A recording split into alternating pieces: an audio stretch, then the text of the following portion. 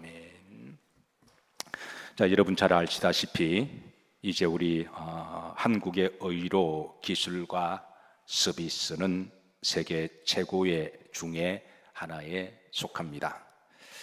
많은 나라들이 한국의 선진 의료 기술과 서비스와 의료 체계를 배우기 위해서 실습을 오기도 하는데요. 그런데 우리나라가 19세기 말만 하더라도 의료 기술은 세계에서 가장 낙후된 곳이라고 해도 과언이 아닐 것입니다. 세계에서 가장 낙후된 의료 기술에서 지금은 세계에서 가장 최고의 수준을 자랑하는 의료 한국이 된 것은 그 이면에는 많은 이들의 헌신과 또 섬김과 수고가 있은 줄로 믿습니다. 네, 그 중에 우리가 대표적으로 우리가 이제 뽑아보자면 바로 이제 광해운이라고 하는 1884년에 우리나라 이제 알렌 선교사가 들어오셔서 이제 85년에 고종으로부터 이제 우리나라 최초의 서양식 근대 병원이 바로 광해운이 세워지죠. 고종이 알렌에게 광해운을 이렇게 허락할 때는 고종의 마음속에는 소위 이제 왕족을 위한 주치의로 생각을 했습니다. 그러나 알렌은 일단 허가를 받고 알렌의 마음속에는 이거는 조선의 왕실만이 아니라 조선의 모든 백성들을 위한 그런 이제 의료 치료를 통하여 복음을 전한 목적으로 했기에 86년에 그 다음에 알렌이 이름을 광해운에서 제중원으로 이름을 바꾸죠. 제중원은 모든 사람들에게 이제 돌보고 이제 이렇게 치료한다라고 하는 뜻을 가지고 있죠. 그러고 나서 이제 1904년에 이 제중원의 이름이 다시 한번 바뀝니다. 여러분들이 잘 알고 계시고 또 자주 찾아가시는 병원 우리 강남에도 있죠. 세브란스 병원이 바로 이제 그 제중원 광해운의 그 모태가 되는 그런 교회가 됩니다. 자, 이렇게 우리나라 의료 최고의 기술 뒤에는 이제 그 원면을 보면 이제 많은 분들의 헌신과 섬김이 있었는데요. 바로 이제 1대 원장인 알렌 그 이제 박사가 있었고, 그다음 2대 원장은 존 헤론이라고 하는 이분이 원장을 맡아서 또 헌신과 수고를 하셨습니다.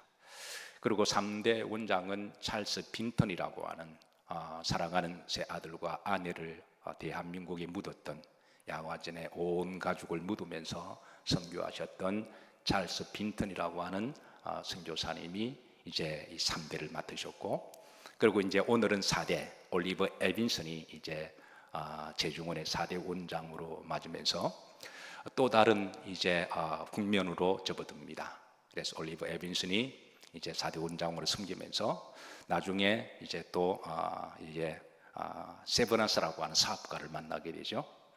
그래서 그를 통해서 이제 우리 1904년에 남대문 밖에 이제 서양식 건물을 병원다운 건물을 세워지면서 이제 본격적으로 의료 한국의 그런 시설을 갖추게 되었는데, 어쨌든 그 이면에 이런 많은 분들의 헌신과 수고가 있었기에 오늘 우리들이 이렇게 좋은 의술의 혜택을 누리고 또 자랑스러운 대한민국의 의료 선진국이 된 줄로 믿습니다.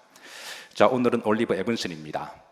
이 사람에 대해서 제가 어떻게 좀 부제로 정할까 기도하다가 의료 한국의 기틀을 닦은 선교사라고 이름을 정했습니다. 자, 어쨌든 올리버 에빈슨은 4대 제중원 원장을 맡으면서, 자, 우선 이분이 어떻게 생긴지 한번 보시죠. 자, 우리가 참 인자하게 젠틀하게 멋있게 생겼죠. 참 훌륭하신 분입니다. 자, 이분이 에빈슨이 어떻게 조선에 선교를 오시게 되었을까? 하나님은 때로는 우연의 만남을 통해서 필연의 역사로 이루어가시는 하나님이신데, 이분이 이제 언더우드 목사님을 만나면서 세상에 조선이라고 하는 나라가 있구나, 조선의 상황을 듣게 되고, 그래 조선에 선교하기로 그렇게 소명을 받고 기도하게 되면서 오시게 되죠. 1892년 언더우드 목사님이 안식년으로 미국에 잠깐 머물 때입니다. 그래서 은도도 목사님은 또 제중원에 함께 섬기기도 했는데 제중원에서 또 이 교육 사업을 계몽 사업을 하기도 했죠. 당시에 조선의 말 상황은 조선의 정부에서는 이 복음을 전하는 것을 세국 정책으로 금지를 시켰기 때문에 그 당시에 한국에 들어오는 선교사님들은 의료를 통하여 선교하고 그리고 교육을 통하여 선교하고 그래서 계몽운동을 하면서 그 이면에는 목적은 복음이 목적이었죠.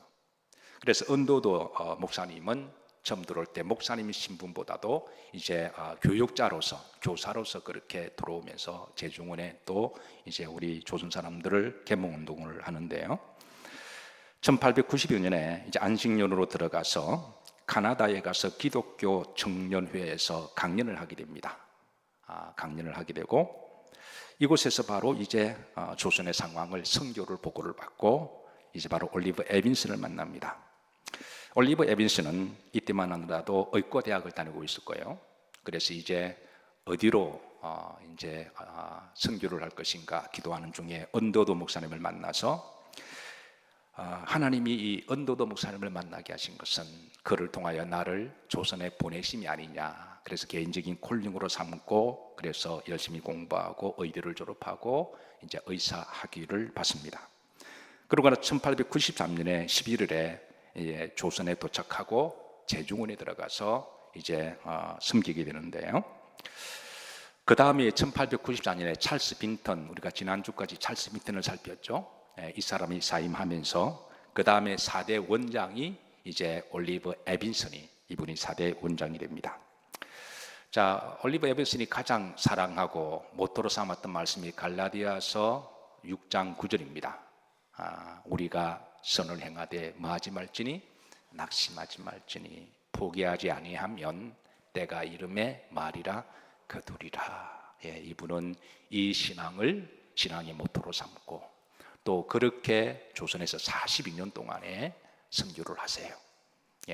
한평생 인생을 다 조선을 위해서 헌신하시다가 42년을 헌신하는데 그리고 나중에 그의 열매를 하나님이 거두게 하시고 우리는 지금 그 열매를 누리고 있습니다. 자, 에비스는 제중원의 원장을 맡으면서 나름대로 병원의 운영 철학과 신앙을 세웁니다.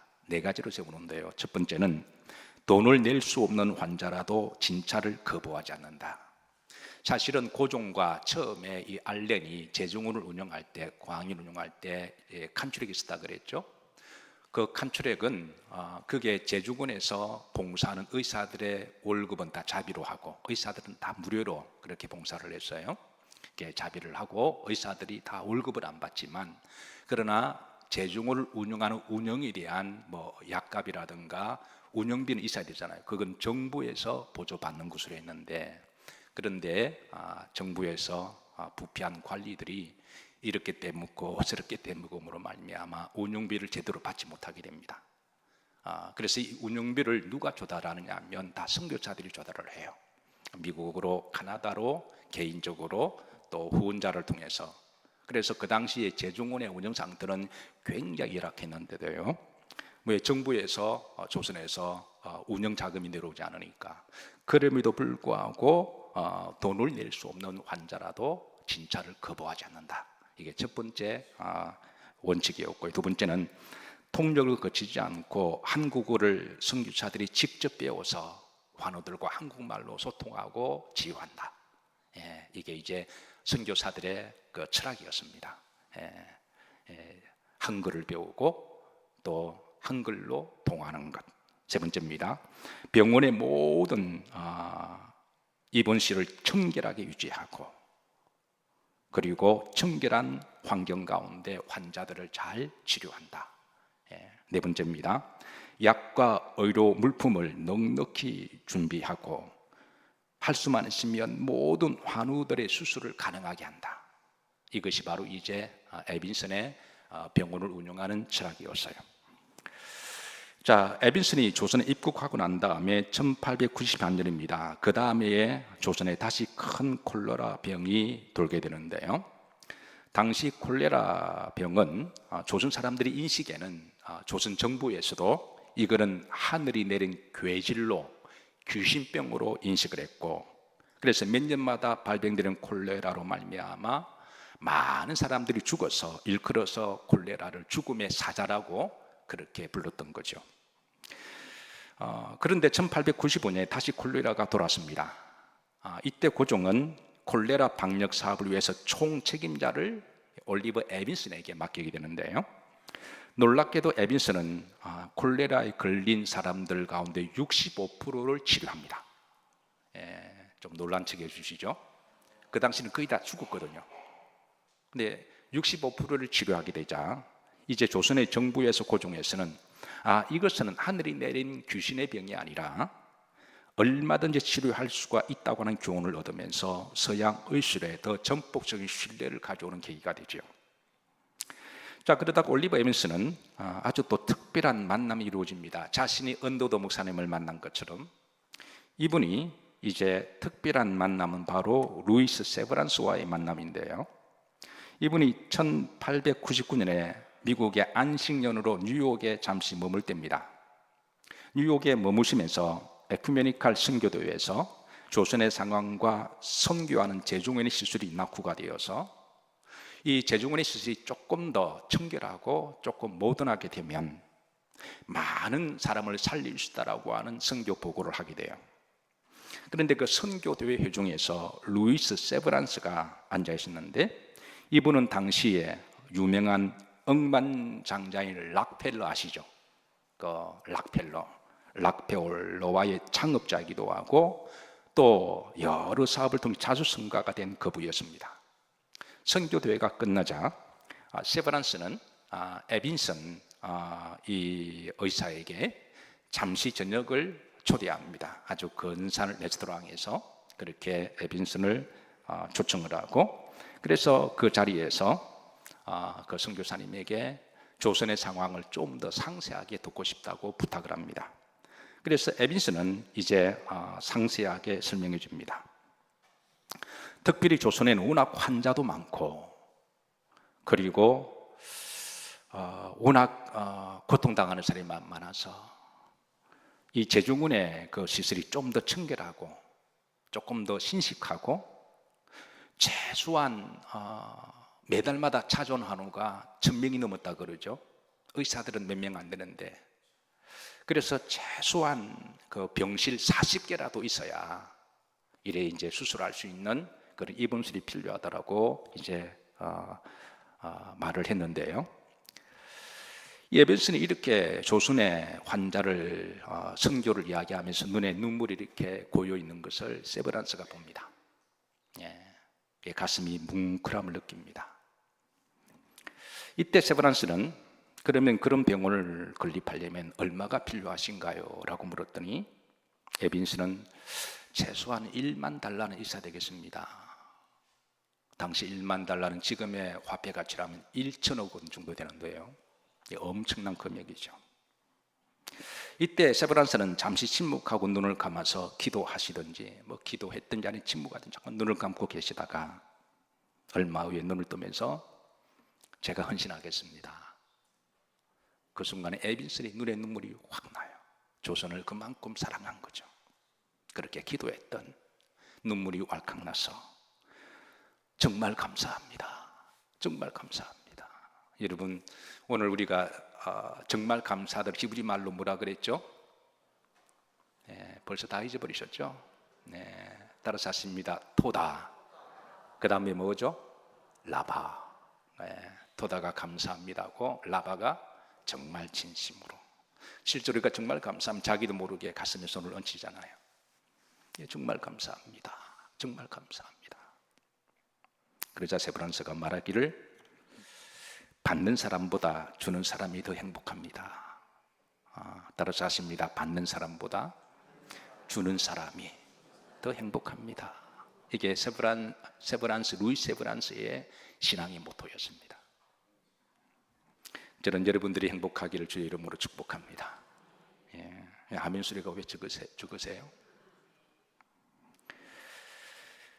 자, 세브란스는 집에 가서 그날 저녁에 자신의 아들과 딸에게 오늘 있었던 이야기를 합니다.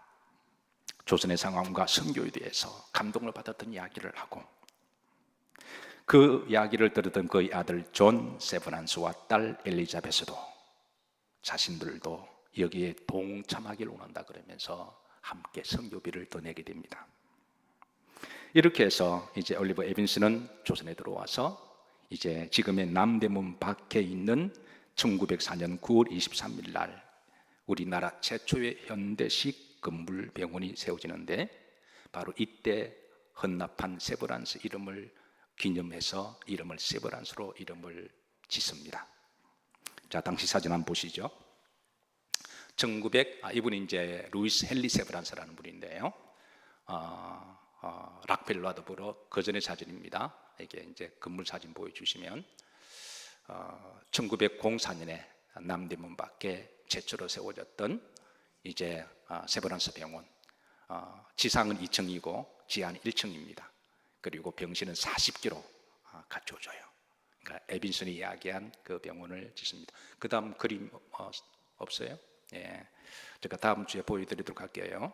그렇게 시인되는데 이 건물이 바로 우리나라 대한민국 세워진 최초의 서양식 종합병원이 돼요. 그러니까 우리나라의 최초는 대부분 다 구한말 때 선교사들을 기독교를 통해서 거의 다 이루어져요.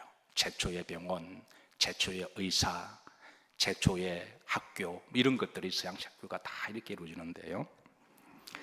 그리고 3년 후에 1907년에 9월에 루이스 세브란스가 조선을 방문해요. 3년 후에 루이스 세브란스가 조선을 방문해서 그리고 이 병원을 둘러보고 또 큰 감동을 받습니다. 여기에서 일하는 선교사님들 보고 무한 감동을 받고 당시 조선 환우들의 순수한 모습에 감동을 받고 또 조선의 열악한 환경과 많은 환우들을 보며 가슴에 애리는 감동을 받습니다. 그래서 그는 그 자리에서 돌아갈 때에 3만 불을 더 헌금을 내놓습니다. 지금으로 말하면 3천억 정도가 되는 금액이죠. 루이스 세브란스는 하나님이 자신에게 물질의 복을 주신 것은 하나님의 영광을 위하여 주가 쓰시겠다 하시면 잠깐 맡겨주신 것으로 믿고 주님이 필요하시면 기쁨으로 선교를 했는데요. 그리고 그가 실제로 세상을 떠날 때는 모든 재산을 하나님으로 다 선교합니다. 자식들이 물려주지 아니하고 하나님으로 다 선교를 해요. 자, 다시 에빈슨으로 돌아옵니다.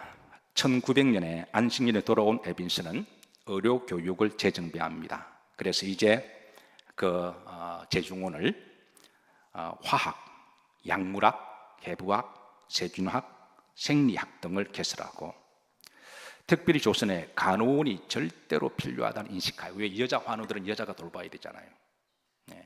그래서 1906년에 간호학과를 설립하는데 우리나라의 최초의 간호학교가 이때 설립이 됩니다.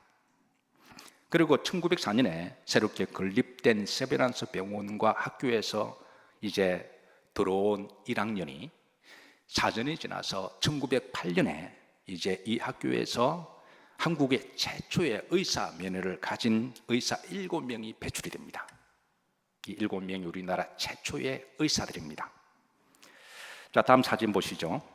1908년에 세브란스 병원을 졸업하고 우리나라 최초의 의사가 된 분들, 이분은 이제 위에서 보면 왼쪽으로부터 김필순, 그리고 홍석후, 그 다음에 신창희, 가운데 왼쪽부터 홍정은, 허스터, 박서양, 아래쪽은 김희영, 주현식인데요. 자, 한때 역사 사료가 근거가 좀 부족해서 여기에 초록색과 파란색 이름이 바뀌었습니다. 그래서 나중에 이것을 또 바로 잡기는 하죠. 자, 조금 더 이 김필순을 보십시다. 조금 더 이제 좀 김필순 이분은 학교를 졸업하고 병원에서 환우들을 돌보고 그래서 후학도에 힘을 씁니다. 이분들은 우리나라의 7명의 최초의 의사들이긴 하지만 다 신실한 기독교인들입니다. 흔히 그에 대한 또 다른 별명이 있는데 독립운동가의 주치의로 잘 알려져 있습니다. 그래서 독립운동가들이 운동하다가 상처를 나고 쫓겨다니면 이 사람을 찾아오면 목숨 걸고 치료를 해주었고요. 도산 안창호와 의형제를 맺기도 하고 자신의 집을 독립운동가들이 모이는 장소를 제공하기도 하고 그리고 이제 수입을 모아서 독립구매 군자금으로 그렇게 헌신하기도 해요. 두 번째, 홍석후입니다. 우리나라 최초의 안과와 이비인후과의 의사입니다. 그 역시 졸업 후에 세브란스 병원에서 이제 후학을 양성하고 환우들을 열심으로 돌봅니다. 그리고 나중에 종로 YMCA 건물 안에 있는 홍석후 진찰소를 개원하면서 한국의 안과 전문 치료 병원을 개설하는데, 이게 안과병원의 우리나라 최초의 병원이 됩니다. 자, 세 번째가 신창이십니다. 백범 김구의 동서기도 하고요. 그리고 나중에 1910년에 중국에 있는 이제 우리 동포를 위해서 가서 선교 활동을 하고, 몽골 지역에, 우리나라가 이제 일본에 빼앗겼을 때 몽골 지역의 동포들에게 가서 무료 진료를 하면서 독립운동가 그들에게 복음을 전합니다. 홍정은입니다. 홍정은은 졸업 후에 학교 역시 후학들을 양성하고 조선의 환우들을 돌보는데요, 그런 특별히 고종의 신임을 받아서 고종의 왕실의 주치로도 불리기도 했습니다. 자, 그 다음에 다섯 번째 박서양입니다.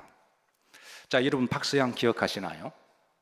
지난주에 제가 이제 우리나라 백정 출신 가운데 최초의 장로님이 됐던 분 박봉출이라고 하는 분을 소개시켜 드렸습니다. 기억나시나요? 우리나라의 역사 가운데 최초의 백정 되신 분이 이제 장로님이 되시는데, 그 박봉출 장로님의 아들이 박서양입니다. 자, 아버님이 열심으로 신앙생활을 하니까 당신의 백정의 그 자녀들은 희망이 없었던 시대잖아요. 천대당하고 무시당하고, 그럴 때 교회를 다니면서 어릴 때부터 이제 하나님을 만나고 주님을 만나고, 자신의 미래와 희망은 이제 오직 믿음 안에서 공부하는 것 외에는 없다고 생각하고, 교회에서 신실하게 믿음 생활하고 열심히 공부했습니다. 이 모습을 가만히 지켜보았던 선교사님들이 애가 똑똑하고 믿음도 있고, 그리고 이제 성실해서 이제 그가 공부할 수 있도록 계속 이제 지원을 해줍니다. 그리고 나중에 이제 세브란스 병원에 들어갈 수 있도록 레코멘더를 추천서를 써주고, 그리고 학비도 다 선교하는데요, 이 아이가 열심히 들어가서 이제 학위를 받고 우리나라 최초의 의사가 됩니다. 최초 의사 7인 가운데 한 명이 되죠. 그는 1910년에 우리나라가 이제 일제에 빼앗겼을 때에 1917년도 중국 간도로 가서 구세 의원을 열어서 동포들을 진료를 해주고, 그리고 학교를 세워서 계몽 사업에 앞장을 씁니다. 김희영입니다. 이분에 대한 이 김희영은 이분이 아닙니다. 김희영 이분은 아닌데, 우리나라 최초 여의사입니다. 전공은 약물학인데요, 그는 특별히 어려운 환우들을 많이 도와주어서 그녀를 일컬어서 주변 사람들에게 대선생, 그리고 큰 의사라고 불리기도 했습니다. 1919년에 광산병원장으로 부임하면서 천양에 있는 특별히 광부 노동자와 부녀들을 치료하고, 그리고 다른 한편으로는 은밀하게 독립운동을 합니다. 그리고 옥에 갇혀있는 유관순을 치료해 주기로 했는데요, 만세운동의 주동자로 나중에 몰리면서 감옥에 갇히기도 합니다. 그 다음에 주현척입니다. 주현척은 학교를 졸업하고 그리고 병원에서 환우들을 돌보다가 나중에는 평안북도 선천에서 인재의원을 개설하는데요, 그는 동시에 또 독립운동에 깊이 관여하고 군자금을 대주기도 하고, 105인 사건에 윤리가 되어서 서대문 행무소에 6년간 복역을 합니다. 그리고 1921년에 상해로 망명을 하고, 또 상해 임시정부에서 그가 또 나라의 독립을 위해서 또 열심히 또 선교하고 군자금을 조달합니다. 자, 한 가지 흥미로운 것은 이 7명의 사진 가운데 한 사람이 있습니다. 다시 한번 사진을 보시죠. 이거 보시면 이제 가운데 있는 사람이 외국 사람이거든요. 그래서 총 8명인데 그 중에 가운데 있는 분이 제시 허스트라고 하는 사람인데요, 이분은 원래 미국 사람입니다. 프린스턴 대학을 졸업하고 필라델피아 제프슨 의과대학을 졸업하고 그리고 잔스 홉킨스에서 의학 박사학위를, 그러니까 미국 최고의 전 엘리트는 코스는 다 거친 거예요. 프린스턴, 제퍼슨, 잔스 홉킨스 병원은 천재들만 갈 수 있는 학교거든요. 그렇게 이 천재 같은 이분이 우리나라에 1904년에 조선으로 선교사로 와서 세브란스 병원에서 봉직하다가 30년 동안에 봉직을 해요. 사실 이 허스대에 대해서 아는 사람은 많이 없습니다. 왜냐하면 허스대 신앙의 모토는요, 따라서 하신 오른손이 하는 일을 왼손이 모르게, 그렇게 30년 동안에 그렇게 헌신했음에도 불구하고 이 사람 자신을 잘 들여대지 않았어요. 정말 오늘 들었던 찬송처럼 겸손하게, 정말 겸손하게 주님을 섬겼던 사람입니다. 그의 전공 분야는 산부인과였습니다. 사실 그 당시 제중원이나 세브란스 병원에는 산부인과가 절대적으로 필요했는데요. 그래서 그는 그의 지도 아래에 신피로 씨가 우리나라 산부인과의 첫 번째 의사가 됩니다. 그 밑에 공부를 제시 허스트 박사에게 배운 첫 번째 우리나라 산부인과 의사가 바로 신피로 씨가 되는데요. 그는 1925년에 이제 산부인과 의사로 봉직하다가 그리고 개원을 하는데요. 이 병원이 바로 우리나라 최초의 산부인과 병원이 됩니다. 그러니까 산부인과 최초의 의사기도 하고 산부인과 최초의 병원을 개설하기도 해요. 제시 허스트는 일제강점하에서도 엄밀하게 독립운동에 열심히 참여했는데요. 그는 누구보다도 조선을 사랑했습니다. 그래서 우리나라가 강점이 되었을 때 일제에 의해서 누구보다 독립운동을 참여하기도 하는데요. 그는 독립운동을 하다가 상처 입은 사람들을 다 고쳐주기도 하고 독립운동을 하는 사람들에게 매우 잘 알려져 있는 사람이어서 3.1 운동이 일어났을 때 그때의 독립운동 선언물을 어디서 복사를 할 거냐. 왜냐하면 이게 전 백성 나눠줘야 되잖아요. 그러니까 이게 엄청나게 많은 복사가 등사가 필요한데 그 당시 이렇게 여러분 차로 몇 트럭이 필요할 정도죠. 왜냐하면 3.1은 동시다발적으로 일어난 거니까. 근데 이거를 그 당시에 인쇄할 만한 장소도 없었고 그리고 그만한 시설도 없었고 왜냐하면 일제 그 순사들이 눈을 벌겋게 이렇게 추적하던 때여서 그럴 때에 제시 허스트가 세브란스 병원의 지하실에 있는 바로 그 수술실을 거기에다 장소를 목숨 걸고 내어주고 세브란스 등사기를 옮겨서 거기서 밤새도록 독립선언문을 그렇게 등사를 합니다. 그래서 여러 명의 그런 밤새도록 등사를 하는데요. 꼬리가 길면 어떻게 될까요? 꼬리가 길면 밟히죠. 그래서 이게 일본 순사의 정보가 들어갑니다. 일본 순사들이 이제 한꺼번에 밤에 이렇게 그 세브란스 병원의 그 수술실로 치고 들어오는데요. 밖에 소리가 나자 항상 머리가 좋던 제시 허스트는 이제 보관을 준비했죠. 그래서 방을 바로 옆으로 옮기고 그 제자를 수술실로 눕히고 그리고 빨가벗기고 그 예수군을 눕히고 수술을 하는 것처럼 그렇게 기질을 발휘합니다. 순사가 들어왔습니다. 들어오니까 수술하는 거잖아요. 그죠? 실습하는 거고. 그 당시만 그래도 일본이 미국을 굉장히 무서워했기 때문에 제시 허스트가 그 약점을 이용해서 이렇게 일본 순사들에게 야단칩니다. 이곳은 신성한 교육기관인데 어떻게 이렇게 무리하고 쳐들어올 수가 있냐고. 그렇게 영장을 가지고 오라고 그렇게 담대하게 외치고 야단을 치자 순사들이 음매 기죽어하고 돌아갔습니다. 그래서 계속 등사를 돌렸던 그런 사건도 있습니다. 허스트 부부에게는 사랑하는 3명의 자녀가 있었습니다. 그 중에 딸 캐롤은 4살 때 전염병으로 사망합니다. 부부는 이 딸을 양화진 모비에 묻습니다. 얼마나 마음이 아팠을까요? 그리고 허스트의 아내도 조선에서 헌신적으로 섬기다가 남편 못지않게 헌신 섬기다가 53살의 나이로 전염병으로 사망하고 이 아내도 이 허스트가 양화진에 묻습니다.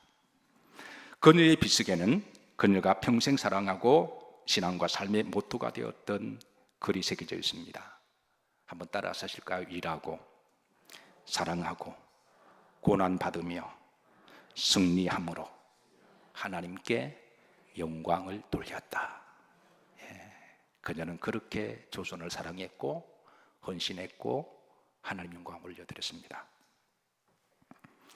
그리고 얼마 있다가 허스트에 이제 또 다른 두 자녀가 사망하게 됩니다. 그래서 3명을 양화진에 그 어미와 함께 그렇게 묻게 됩니다. 그래서 흔히 제시 허스트를 말하기를 조선보다 조선을 더 사랑한 사람이었다라고 그렇게 평가하죠. 다시 에빈슨으로 돌아갑니다. 1900년대 초만 하더라도 조선 정부에서는 의사나 의료에 대한 아무런 지식이 없었습니다. 그래서 에빈슨은 고종을 찾아가서 이제 이 세브란스 병원에서 공부하고 또 의술을 가지고 있는 사람들을 국가에서 법적으로 이렇게 의사면허를 주도록 그렇게 법을 기틀을 만들었고요.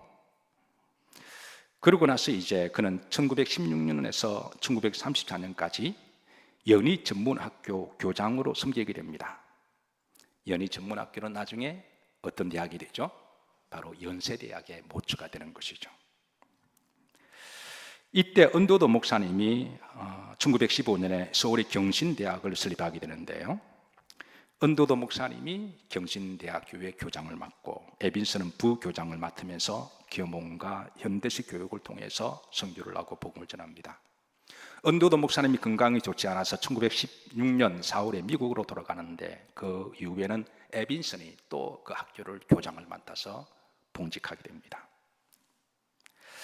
1917년에 4월 에빈슨은 조선 총독부로부터 재단법인 허가를 받아서 연희 전문학교 고등기관으로 이제 설립 허가를 받고, 그리고 연희 전문학교와 세브란스 병원을 서로 밀접한 관계로 그렇게 서로 관계를 갖도록 합니다.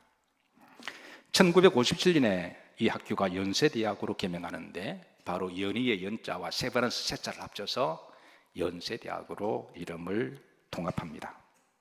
그리고 1935년 12월에 조선을 떠납니다. 이때 그의 나이가 75세였고 조선에 와서 그가 헌신적으로 봉직한 지가 42년이 되었습니다. 나이 75살이 되었을 때 더 이상 자신의 신체적 능력으로 세브란스 병원을 이끌어가고 섬긴다고 하는 것은 버겁다는 것을 깨달아서 그는 당시 세브란스 출신의 의사인 우리나라 오경선에게 이 모든 것을 위임하고 이제 미국으로 돌아갑니다. 자, 그는 본국에서 마지막 여생을 보내는데 그는 비록 조선을 떠나면서도 늘 조선을 위해서 기도했습니다. 이런 아버지의 기도를 보고 자랐던 그의 자녀들도 나중에 조선의 선교사로 들어오게 되는데요. 그의 아들 고든 에빈슨은 이제 조선의 선교사로 자원하는데 그의 전공은 농업이었습니다. 1925년에 조선의 농업 선교사로 자원을 해서 조선에 도착해서 1938년까지 무려 13년 동안에 조선의 농촌 현대 부흥에 크게 이바지를 합니다.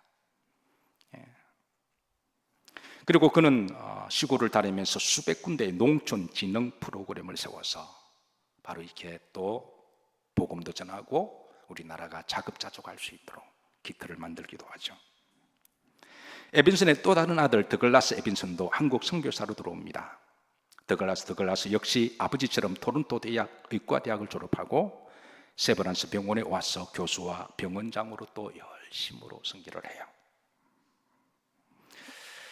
자, 어쨌든 이제 1935년 올리버 에빈슨과 그의 아내 제니 부부가 이제 마지막으로 한국을 떠나게 되었을 때 한국인 및 외국인 동료들이 그의 송별 파티를 열어주는데요. 특별히 기억에 남는 것은 당시에 저명한 사상가이며 정치가이며 계몽가였던 윤치호 장로님이 한국 교회를 대표해서 에빈슨에게 감사 인사를 전합니다. 그 전문 중에 일부분만 소개합니다. 자옹 윤치호 장로의 감사의 편지 인사죠. 당신에게 작별 인사를 하면서 우리는 한꺼번에 두 사람, 이건 부부를 이야기합니다. 저 훌륭한 후원자이자 다정한 친구를 잃었습니다. 우리의 후원자로서 당신은 누구라도 자랑스럽게 여길 만한 유산을 남기고 있습니다. 우선 동창회에서 당신의 동상을 세브란스 구내에 세우기도 했습니다. 이 동상은 제가 조금 이따 보여드릴게요. 당신이 떠나게 되면 우리는 더 이상 생전에 당신을 볼 수 없을 것이고 이 순간에는 아무도 실감하지 못하는 감동을 가지고 그 동상을 보게 될 것입니다. 그러나 무원의 동상보다도 더 훌륭한 유산은 기독교 청년회와 의학교에 남아있는 당신의 두 아들입니다. 그들은 당신의 선교 사업을 이어서 이 분야를 이어갈 것입니다. 보다 더 고귀한 것은 영원히 당신을 기억하게 될 세계의 훌륭한 기구, 즉 세브란스 병원과 의학고, 연의 전문 학교를 설립한 것입니다.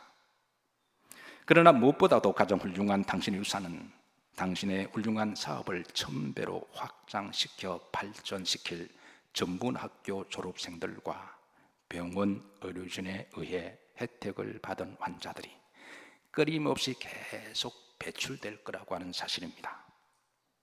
그리고 중요하고 마지막입니다. 우리가 다시 만날 때까지 하나님이 당신과 함께 있기를 기원으로 말을 마치려 합니다. 당시 세웠던 동상입니다. 1928년에 연의전문학교 교정에 세워진 올리버 에벤슨의 동상인데요, 윤치의 감사의 말과 기도대로 그가 남긴 유산은 세브란스 병원은 앞으로 1000배의 열매를 맺어서 그래서 더욱더 빛나게 할 것입니다 라고 그의 기도대로 대한민국은 지금은 1000배 이상 열매를 거두어서 전 세계가 부러워하는 의료 한국을 이루고 있습니다. 올리버 에벤슨은 1956년에 하늘의 부르심을 받았습니다. 이때 그의 나이가 96살이었는데요, 그는 뉴욕에 죽을 때 마지막 유언과 소원은 나의 무덤을 조선에 묻어달라는 것이었습니다. 그래서 그의 유언대로 그의 시신을 한국의 양화진에 안치가 됩니다. 그리고 이게 묘비인데요, 앞에가 이제 에빈슨이고 그 뒤에가 바로 그의 아내의 묘비입니다. 그의 묘비에는 이런 글이 적혀 있습니다. 한국은 내 삶의 중심이자 꿈을 실현시켜준 고향이었습니다. 그는 조선을 너무 사랑했습니다. 하나님께서 조선을 사랑하셔서 그가 조선을 사랑하도록 하나님이 보낸 하나님의 종이었습니다. 연세대학은 이 에빈슨의 사랑과 헌신을 잊지 않기 위해서 이제 기념비석을 하나 세우는데요, 그 기념비석 한번 보시죠. 그 교정에 있는 기념비석은 바로 그가 평소에 좋아했던 신앙의 모토로 삼았던 갈라디아서 6장 9절입니다. 우리가 선을 행하되 낙심하지 말지니 포기하지 아니하면 때가 이르면 말이라 거두리라. 네, 그분이 뿌렸던 헌신과 복음의 씨앗은 거두었고 우리는 그런 시대를 살아가고 있습니다. 이 돌 위에 새겨진 이 기념비는 오늘 한국 교회와 대한민국이까지 결코 잊어서는 안 될 기념비이며, 특별히 우리 그리스도인들이, 최소한 우리가 한국을 살아가는 그리스도인들이라면 하나님이 대한민국을 어떻게 사랑하셨고 어떤 일을 하셨는지, 여기 오셔서 그분들이 어떤 일을 하셨는지 우리가 이것을 기본적으로 알고 기억하고, 그리고 우리가 감사를 가지는 것이 오늘 한국 그리스도인들의 기본적인 신앙의 저는 자세라고 그렇게 믿습니다. 하나님은 대한민국을 사랑하셨습니다.